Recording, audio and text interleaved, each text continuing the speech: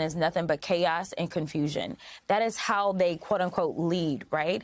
And so here's the deal. Whether it's legal or whether it's not legal, it has the same effect, right? So he decides, you know what, I'm going to make a big spectacle out of getting rid of this executive order. And then next thing you know, we're having to file legislation to try to protect. But who's keeping up with all of this drama that's happening? At the end of the day, it's whatever news headline they saw last or first, or whichever one they feel most comfortable with. And so right now what we have is that they have been able to inflict fear. This is why you brought up Texas, and this is going to impact Texas a ton, as well as the rest of the country. But even when we start to think about the farms that we have in Texas, or we think about the fact that he even tried to do his little tariff war with Mexico. Mexico and Texas, we share a very special relationship for a lot of different reasons.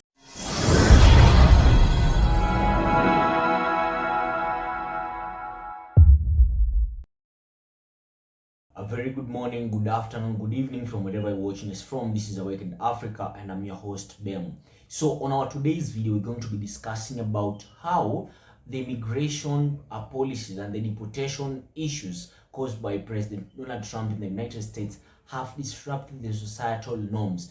And this is all being talked about by this Congresswoman, Representative Yasmin Crockett. Miss Yasmin Crockett, she has argued that there is widespread societal and economic disruptions that have been caused by Trump's immigration policies, and emphasizing their impact on schools, worship places, and labor, while urging unity in addressing these challenges. She is calling upon all people, all races, to come together so that they can address these challenges, because a problem that is faced by the white person, the common white person, the same problem faced by the common Latino, the common black person. Even though to some extent these problems might be different, but she's trying to call upon all these people, like, guys, let us come together because all these challenges are affecting us. I don't want to talk much about this, but I'll give my commentary right after the video. There is a video by Jasmine Crockett that I would like us all to watch. But before we watch that video, kindly, if you're new to this channel, I'm kindly requesting, kindly take me to 100 subscribers. Subscribe. If you've already subscribed, you are a returning subscriber, do this. Like, leave a comment, and turn on the notifications so that every time I post a new video, you'll be the first person to get notified about it. Let us watch that video. On his first full day in office, Donald Trump scrapped a long-standing U.S. policy that says immigration agents can't enter public schools or healthcare facilities or houses of worship to go after immigrants. Today, people protesting that change rallied at a historic Episcopal church in New York. Yesterday, the city council in Ithaca, New York, voted unanimously to bar local law enforcement from cooperating with ICE raids. That's despite the Trump administration threatening to prosecute Ithaca public officials who don't cooperate with their crackdown. Yesterday, one school superintendent in Alice, Texas, posted a letter alerting parents that ICE agents might board school buses to check citizenship of school kids. According to information the school board had received, that letter went up yesterday. It has since been removed from the school district website.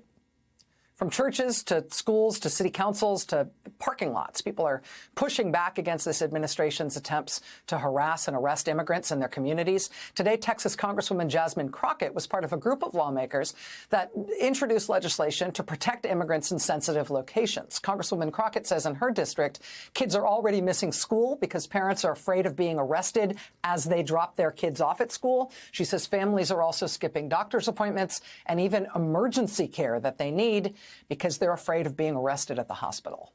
Congresswoman Jasmine Crockett joins us live now. Congresswoman, it's really nice to have you here on the show. Thank you for making time.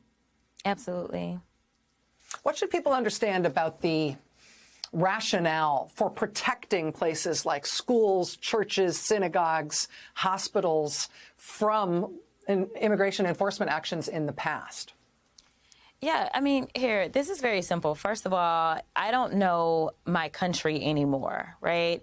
When we are looking at situations that are so disruptive to our communities. And again, as you talked about the hero who wasn't necessarily wearing a cape, but instead had her coffee cup. When we think about the disruption to everyone because of something that really is a civil penalty, I want to get this across to your viewers, because I don't think that people understand that as Republicans oftentimes say things like, oh, they're illegal, they're illegal. According to federal law, you literally can get a traffic ticket that is more serious than what this is. It's a civil penalty. And so to have these guys disrupting you as you are trying to pray, whether you're an immigrant or not, you're disrupting a place of worship. Or tell me about what type of liability, I mean, even if you don't care about the people themselves, but tell me about the type of liability that we may face if somebody literally is trying to seek care and then you take them away from that care and into our custody, right? Like, it doesn't make sense, not to mention the disruption that it causes for everybody else that's seeking care. And now we're talking about the kids. We're talking about parents not taking their kids to get the education that they need, and the kids may be enjoying something that we call birthright citizenship. Yet they're missing out on school because their parents are too afraid to drop them off.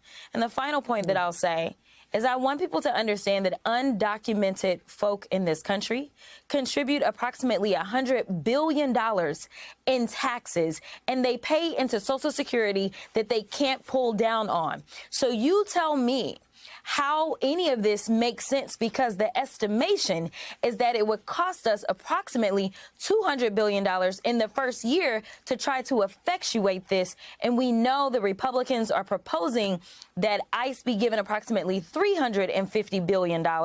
And right now that's causing a lot of consternation within the Republican caucus. And that is why we are headed to a shutdown on March 14th, because instead of cutting money, it looks like they are absolutely going to need more money.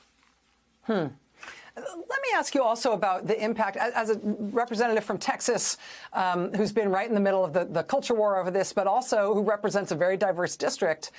It strikes me also that with some of these changes, not just saying we're going to go after people wholesale, and not just making it into a big propaganda spectacle and inviting celebrities and, hand-picked media to go along to make it look like an episode of Cops. But in addition to that, by going after, saying we want to go after people in schools and in places of worship and in healthcare facilities, the cruelty there and the impact there is to really isolate immigrant families or families that have mixed status so that they can't participate in the fabric of culture the way they do right now, and in the basic fabric of services that we all avail ourselves of, so that they are more isolated, so they are more afraid, so they don't feel supported by their fellow Americans and the other people who live among them. I wonder if you think that is the aim, and if so, if there are other things that Americans who are not in immigrant families, people who do not face these same kind of threats, if what they can do to kind of bridge that distance. Yeah, you know what? I think it's that, but I think it's even deeper than that. What we've seen out of this administration is nothing but chaos and confusion. That is how they, quote unquote, lead, right?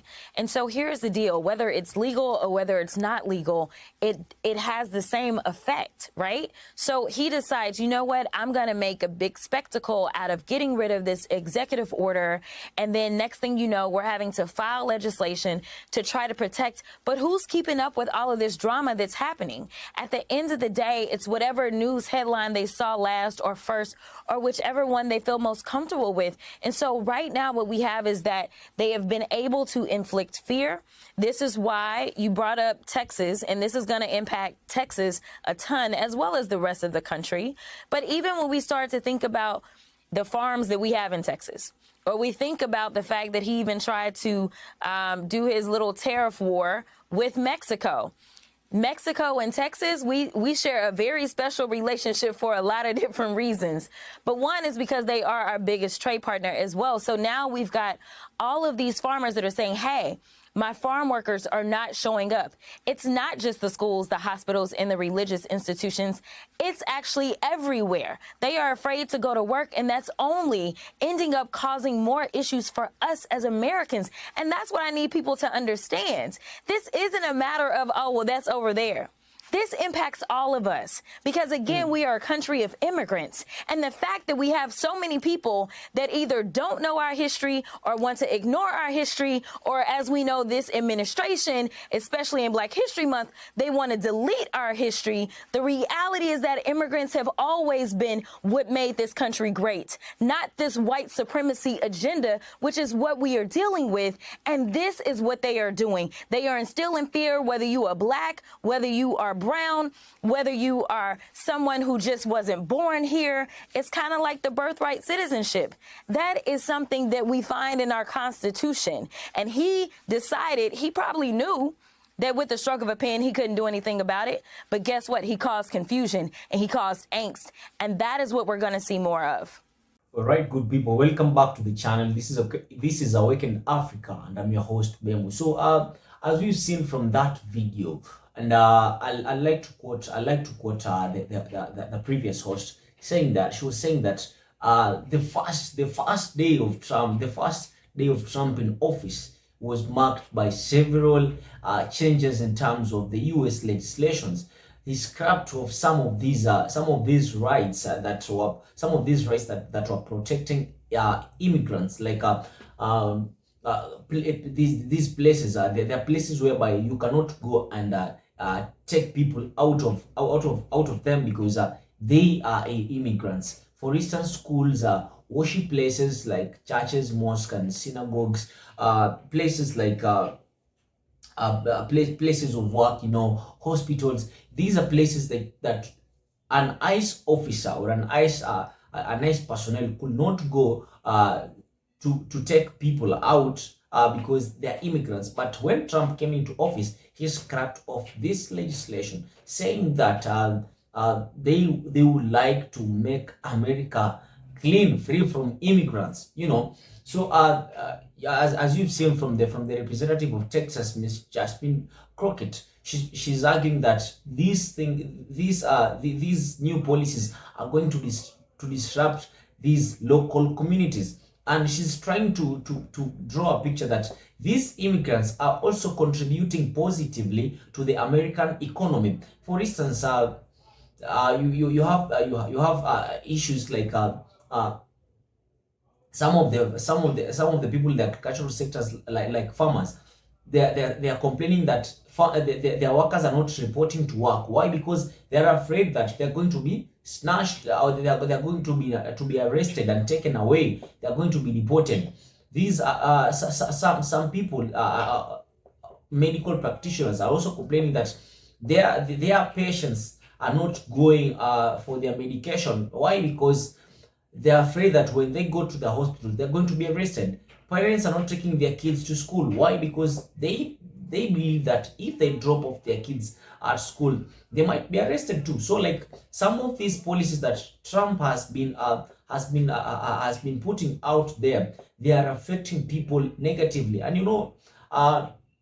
the instances whereby kids are being asked to produce their actual citizenship. Where do they come from? And some of these kids were born in the United States, so it deprives them the right of citizenship by birth. They cannot enjoy their citizenship, So Ms. Crockett expresses a deep concern over the disruptive impact of the current immigration policies on communities, emphasizing the misunderstanding surrounding civil penalties that are associated with the immigration status. While she reflects on a personal sense of disconnection from the country's current circumstances, because she's saying that I don't know my country anymore. What are these people? What are these Republicans trying to do? She discusses the disruptive nature of immigration situations affecting these communities, and she's calling upon all these communities, all these people to come together. And we've seen that there were protests outside the church, and these citizens were trying to say that you cannot come to a religious place of worship and try to arrest people because they're immigrants. No, you cannot do that. And she also goes ahead clarifying the nature of civil penalties that are related to immigration, highlighting their severity and misconception. And of course, Crockett also addresses the significant impact of Trump's immigration policies on Texas and the border implication for agriculture and trade. Let it be known that there is a special relationship between Texas and Mexico. So Mexico, of course, the relationship between Texas and Mexico is highlighted, particularly regarding trade and agricultural concerns. So as I've said earlier, that farmers in Texas are facing labor shortages due to immigration issues affecting their operations and productivity, because some of these immigrants are the workers in those farms, so they cannot go and work because they fear that if we go to work, we might be arrested. I don't want to talk much about this, but let us have a conversation in the comments. And most definitely, if you're new to this channel, I'll ask you, kindly take me to 100 subscribers. If you've already done that and you're a returning subscriber, leave a comment, like, turn on the notification so that anytime I post a new video, you'll be the first one to get to see or to get to watch it. Thank you for keeping on supporting me. Thank you for everyone who has subscribed. Thank you for everyone who is sharing this content. Thank you for everyone who is commenting, and thank you for keeping supporting me. I am more than grateful for what you're doing to me. I hope that I'll see you in my next video. This is Awakened Africa, and I'm your host, Bemu. Peace out.